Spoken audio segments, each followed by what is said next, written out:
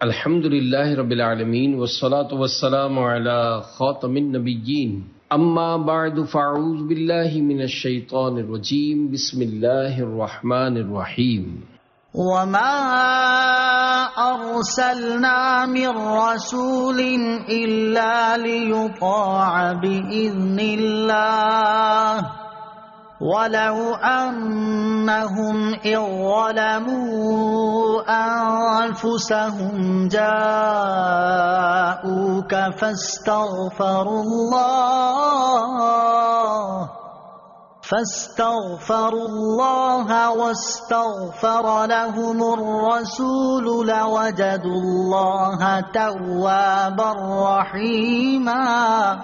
ترجمہ: اور ہم نے کوئی رسول نہ بھیجا مگر اس لیے کہ اللہ کے حکم سے اس کی اطاعت کی جائے، اور اگر جب وہ اپنی جانوں پر ظلم کر بیٹھے تھے تو اے حبیب تمہاری بارگاہ میں حاضر ہو جاتے، پھر اللہ سے معافی مانگتے اور رسول بھی ان کی مغفرت کی دعا فرماتے تو ضرور اللہ کو بہت توبہ قبول کرنے والا مہربان پاتے۔ وما ارسلنا من رسول الا لیطاع، اور ہم نے کوئی رسول نہ بھیجا مگر اس لیے کہ اس کی اطاعت کی جائے۔ یہاں رسولوں کی تشریف آوری کا مقصد بیان کیا گیا ہے کہ اللہ تعالیٰ رسولوں کو بھیجتا ہی اس لیے ہے کہ اللہ عز و جل کے حکم سے ان کی اطاعت کی جائے۔ اسی لیے اللہ تعالیٰ انبیاء اور رسل علیہم الصلاۃ والسلام کو معصوم بناتا ہے، کیونکہ اگر انبیاء علیہم الصلاۃ والسلام خود گناہوں کے مرتکب ہوں گے تو دوسرے ان کی اطاعت و اتباع کیا کریں گے؟ رسول کی اطاعت اس لیے ضروری ہے کہ اللہ عز و جل کی اطاعت کا طریقہ ہی رسول کی اطاعت کرنا ہے، اس سے ہٹ کر اطاعت الہی کا کوئی دوسرا طریقہ نہیں۔ لہذا جو رسول کی اطاعت کا انکار کرے گا وہ کافر ہوگا، اگرچہ ساری زندگی سر پر قرآن اٹھا کر پھرتا رہے۔ وَلَوْ أَنَّهُمْ إِذْ ظَلَمُوا أَنفُسَهُمْ، اور اگر جب وہ اپنی جانوں پر ظلم کر بیٹھے تھے۔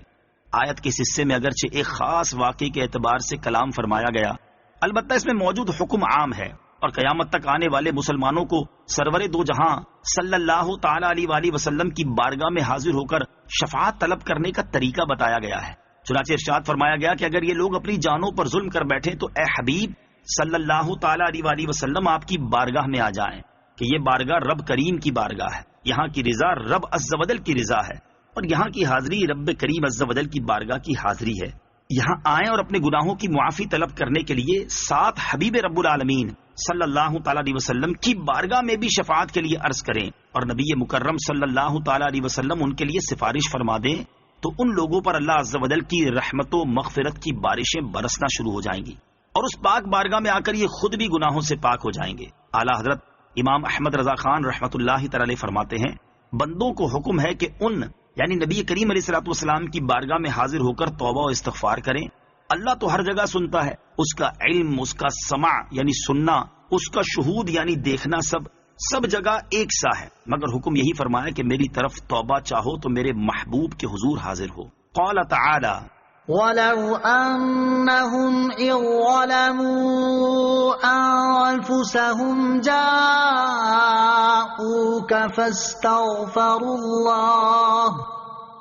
فاستغفروا الله واستغفر لهم الرسول لوجدوا الله توابا رحيما۔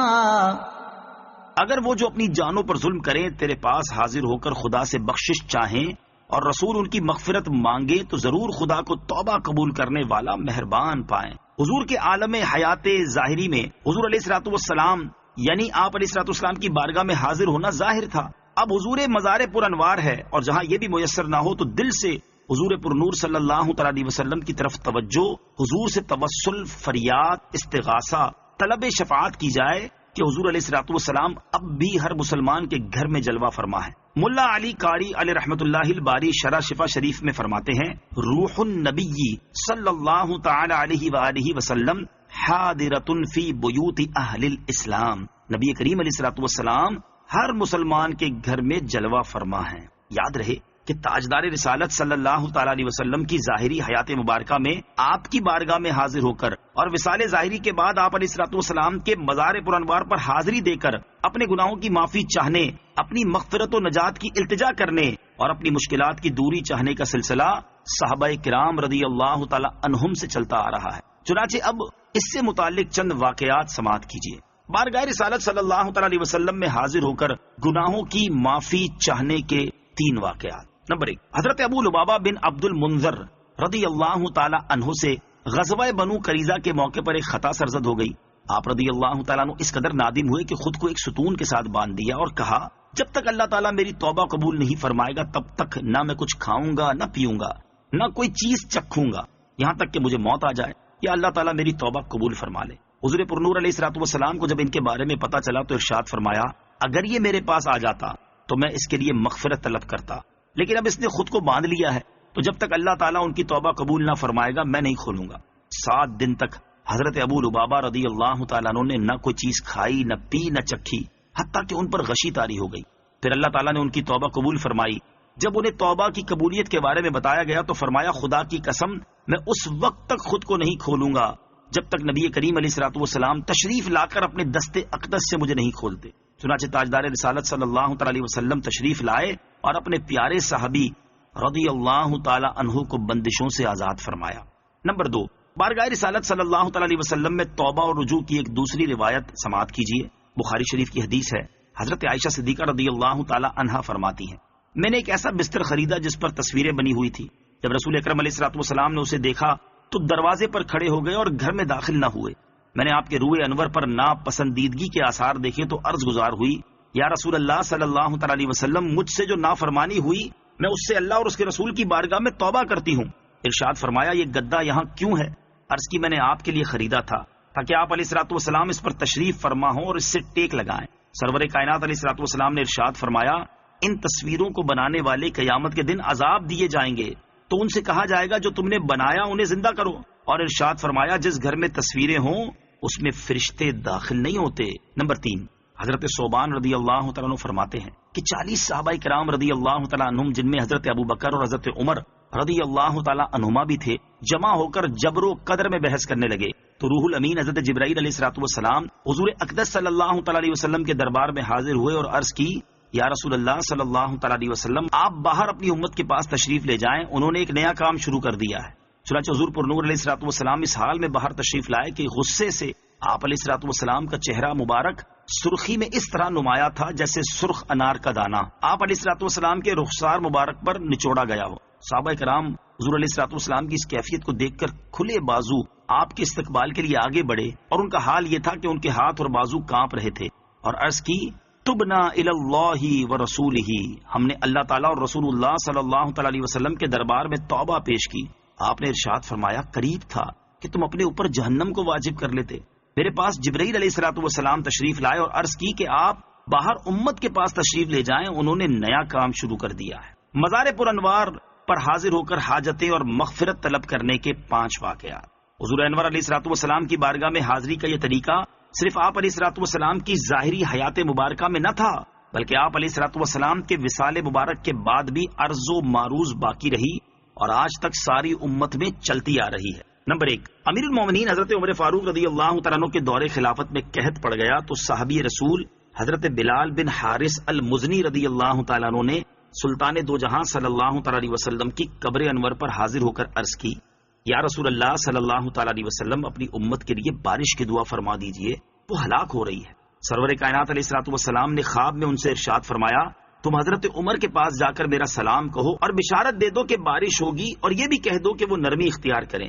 حضرت بلال بن حارث رضی اللہ تعالیٰ عنہ بارگاہ خلافت میں حاضر ہوئے اور خبر دے دی. حضرت عمر فاروق رضی اللہ تعالیٰ عنہ یہ سن کر رونے لگے. پھر فرمایا یا رب عز و جل میں کوتاہی نہیں کرتا مگر اسی چیز میں کہ جس سے میں عاجز ہوں. نمبر 2، ایک مرتبہ مدینہ منورہ میں شدید قحط پڑا. اہل مدینہ نے حضرت عائشہ صدیقہ رضی اللہ تعالی عنہا کی بارگاہ میں اس کی شکایت کی تو انہوں نے فرمایا سرکار مدینہ صلی اللہ تعالی علیہ وسلم کی قبر انور دیکھو اور چھت میں ایک روشن دان بناؤ حتیٰ کہ روضہ منور اور آسمان کے درمیان کوئی چیز حائل نہ رہے. اہل مدینہ نے جیسے ہی روشن دان بنایا تو اتنی کثیر بارش ہوئی کہ سبز گھاس اگائی اور اونٹ موٹے ہو گئے یہاں تک کہ گوشت سے بھر گئے. نمبر 3، بادشاہ ابو جعفر منصور نے حضرت امام مالک رحمۃ اللہ تعالی علیہ سے مسجد نبوی شریف میں مناظرہ کیا. دوران مناظرہ ابو جعفر کی آواز کچھ بلند ہوئی تو امام مالک نے اسے ڈانٹتے ہوئے کہا اے امیر المومنین اس مسجد میں اپنی آواز اونچی نہ کرو کیونکہ اللہ تعالیٰ نے ایک جماعت کو ادب سکھایا کہ تم اپنی آوازوں کو نبی کریم علیہ الصلوۃ والسلام کی آواز سے بلند مت کرو. اور دوسری جماعت کی تعریف فرمائی کہ بے شک جو لوگ اپنی آوازوں کو رسول اللہ صلی اللہ تعالی علیہ وسلم کی بارگاہ میں پست کرتے ہیں اور ایک قوم کی مذمت بیان کی کہ بے شک وہ جو تمہیں حجروں کے باہر سے پکارتے ہیں، بے شک آپ علیہ الصلوۃ والسلام کی عزت و حرمت اب بھی اسی طرح ہے جس طرح آپ کی ظاہری حیات میں تھی۔ یہ سن کر ابو جعفر خاموش ہو گیا، پھر دریافت کیا، اے ابو عبداللہ، میں قبلے کی طرف منہ کر کے دعا مانگوں یا رسول اللہ صلی اللہ تعالی علیہ وسلم کی طرف متوجہ ہو کر؟ فرمایا، تم کیوں حضور سے منہ پھیرتے ہو، حالانکہ حضور علیہ الصلوۃ والسلام تمہارے اور تمہارے والد حضرت آدم علیہ الصلوۃ والسلام کے بروز قیامت اللہ عز و جل کی بارگاہ میں وسیلہ ہیں، بلکہ تم حضور علیہ الصلوۃ والسلام ہی کی طرف متوجہ ہو کر آپ صلی اللہ تعالی علیہ وسلم سے شفاعت مانگو، پھر اللہ تعالیٰ آپ کی شفاعت قبول فرمائے گا۔ نمبر 4، مروان نے اپنے زمانہ تسلط میں ایک صاحب کو دیکھا کہ حضور سید المرسلین صلی اللہ تعالی علیہ وسلم کی قبر منور پر اپنا منہ رکھے ہوئے ہے۔ مروان نے ان کی گردن مبارک پکڑ کر کہا، جانتے ہو کیا کر رہے ہو؟ اس پر ان صاحب نے اس کی طرف متوجہ ہو کر فرمایا، ہاں، میں کسی اینٹ پتھر کے پاس نہیں آیا ہوں، میں تو رسول اللہ صلی اللہ تعالی علیہ وسلم کے حضور حاضر ہوا ہوں۔ میں نے رسول اللہ صلی اللہ تعالی علیہ وسلم کو ارشاد فرماتے ہوئے سنا، دین پر نہ رو جب اس کا اہل اس پر والی ہو، ہاں اس وقت دین پر رو جبکہ نا اہل والی ہو۔ یہ صحابی رسول حضرت ابو ایوب انصاری رضی اللہ تعالی عنہ تھے۔ نمبر 5، حضور سید المرسلین صلی اللہ تعالی علیہ وسلم کی وفات شریف کے بعد ایک اعرابی روضہ اقدس پر حاضر ہوا اور روضہ انور کی خاک پاک اپنے سر پر ڈالی اور عرض کرنے لگا، یا رسول اللہ صلی اللہ تعالی علیہ وسلم، جو آپ نے فرمایا ہم نے سنا، جو آپ علیہ الصلوۃ والسلام پر نازل ہوا، اس میں یہ آیت بھی ہے، وَلَوْ أَنَّهُمْ إِذْ ظَلَمُوا، میں نے بے شک اپنی جان پر ظلم کیا اور میں آپ علیہ الصلوۃ والسلام کی بارگاہ میں اللہ عز و جل سے اپنے گناہ کی بخشش چاہنے حاضر ہوا ہوں، تو میرے رب عز و جل سے میرے گناہ کی بخشش کرائیے۔ اس پر قبر شریف سے ندا آئی کہ تجھے بخش دیا گیا۔ الغرض یہ آیت مبارکہ سرور کائنات علیہ الصلوۃ والسلام کی عظیم مدح و ثنا پر مشتمل ہے۔ اسی کی طرف اشارہ کرتے ہوئے اعلیٰ حضرت رحمۃ اللہ تعالی نے بہت سے اشعار فرمائے ہیں۔ چنانچہ ہدایت کی بخشش میں فرماتے ہیں، مجرم بلائے آئے ہیں جاؤ کا ہے گواہ، پھر رد ہو کب یہ شان کریموں کے در کی ہے۔ اور فرمایا، بخدا خدا کا یہی ہے در، نہیں اور کوئی مفر مکر، جو وہاں سے ہو یہیں آ کے ہو، جو یہاں نہیں تو وہاں نہیں۔ اور فرمایا، وہی رب ہے جس نے تجھ کو ہمتن کرم بنایا، ہمیں بھیک مانگنے کو تیرا آستاں بتایا۔ آیت وَلَوْ أَنَّهُمْ إِذْ ظَلَمُوا سے معلوم ہونے والے احکام۔ اس آیت سے 4 باتیں معلوم ہوئی۔ نمبر 1، اللہ تعالیٰ کی بارگاہ میں حاجت پیش کرنے کے لیے اس کے مقبولوں کو وسیلہ بنانا کامیابی کا ذریعہ ہے۔ نمبر 2، قبر انور پر حاجت کے لیے حاضر ہونا بھی جاؤ کا میں داخل اور خیر القرون کا معمول ہے۔ نمبر 3، بعد وفات مقبولان حق کو یا کے ساتھ ندا کرنا جائز ہے۔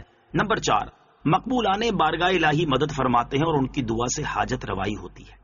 فلا وربك لا يؤمنون حتى يحكموك فيما شجر بينهم ثم لا يجدوا في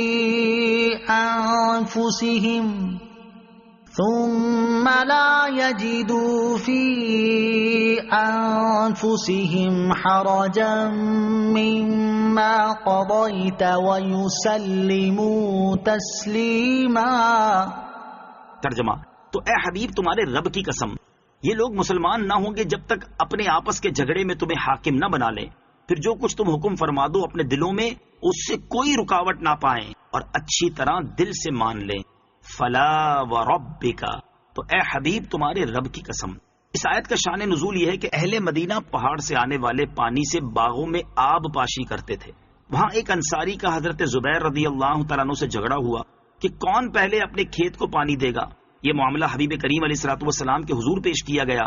سرکار مدینہ صلی اللہ تعالی علیہ وسلم نے ارشاد فرمایا، اے زبیر، تم اپنے باغ کو پانی دے کر اپنے پڑوسی کی طرف پانی چھوڑ دو۔ حضرت زبیر کو پہلے پانی کی اجازت اس لیے دی گئی کہ ان کا خیت پہلے آتا تھا۔ اس کے باوجود سرکار دو عالم علیہ الصلوۃ والسلام نے انصاری کے ساتھ بھی احسان کرنے کا فرما دیا، لیکن مجموعی فیصلہ انصاری کو ناگوار گزرا اور اس کی زبان سے یہ کلمہ نکلا کہ زبیر آپ کے پھوپھی زاد بھائی ہیں۔ باوجود اس کے کہ فیصلے میں حضرت زبیر کو انصاری کے ساتھ احسان کی ہدایت فرمائی گئی تھی، لیکن انصاری نے اس کی قدر نہ کی، تو حضور علیہ الصلوۃ والسلام نے حضرت زبیر رضی اللہ تعالیٰ عنہ کو حکم دیا کہ اپنے باغ کو سیراب کر کے پانی روک لو۔ اس پر یہ آیت نازل ہوئی اور بتا دیا گیا کہ حبیب خدا محمد مصطفیٰ صلی اللہ تعالی علیہ وآلہ وسلم کے حکم کو تسلیم کرنا فرض قطعی ہے. جو شخص تاجدار رسالت صلی اللہ تعالی علیہ وسلم کے فیصلے کو تسلیم نہیں کرتا وہ کافر ہے. ایمان کا مدار ہی اللہ کے رسول صلی اللہ تعالی علیہ وسلم کے حکم کو تسلیم کرنے پر ہے. آیت فلا وربک لا یؤمنون سے معلوم ہونے والے مسائل. اس آیت مبارکہ سے 7 مسائل معلوم ہوئے. نمبر 1، اللہ عز و جل نے اپنے رب ہونے کی نسبت اپنے حبیب علیہ الصلوۃ والسلام کی طرف فرمائی اور فرمایا اے حبیب تیرے رب کی قسم، یہ نبی کریم علیہ الصلوۃ والسلام کی عظیم شان ہے کہ اللہ تعالیٰ اپنی پہچان اپنے حبیب کے ذریعے سے کرواتا ہے. نمبر 2، حضور پرنور علیہ الصلوۃ والسلام کا حکم ماننا فرض قرار دیا اور اس بات کو اپنے رب ہونے کی قسم کے ساتھ پختہ کیا. نمبر 3، حضور اکرم علیہ الصلوۃ والسلام کا حکم ماننے سے انکار کرنے والے کو کافر قرار دیا. نمبر 4، تاجدار مدینہ صلی اللہ تعالی علیہ وسلم حاکم ہیں. نمبر 5، اللہ بھی حاکم ہے اور حضور بھی، البتہ دونوں میں لا متناہی فرق ہے. اس سے یہ بھی معلوم ہوا کہ بہت سی صفات جو اللہ تعالیٰ کے لیے استعمال ہوتی ہیں اگر وہ حضور صلی اللہ تعالی علیہ وآلہ وسلم کے لیے استعمال کی جائیں تو شرک لازم نہیں آتا جب تک کہ شرک کی حقیقت نہ پائی جائے. نمبر 6، رسول کریم علیہ الصلوۃ والسلام کا حکم دل و جان سے ماننا ضروری ہے اور اس کے بارے میں دل میں بھی کوئی رکاوٹ نہیں ہونی چاہیے. اس لیے آیت کے آخر میں فرمایا کہ پھر اپنے دلوں میں آپ علیہ الصلوۃ والسلام کے حکم کے متعلق کوئی رکاوٹ نہ پائیں اور دل و جان سے تسلیم کر لیں. نمبر 7، اس سے یہ بھی معلوم ہوا کہ اسلامی احکام کا ماننا فرض ہے اور ان کو نہ ماننا کفر ہے. نیز ان پر اعتراض کرنا، ان کا مذاق اڑانا کفر ہے.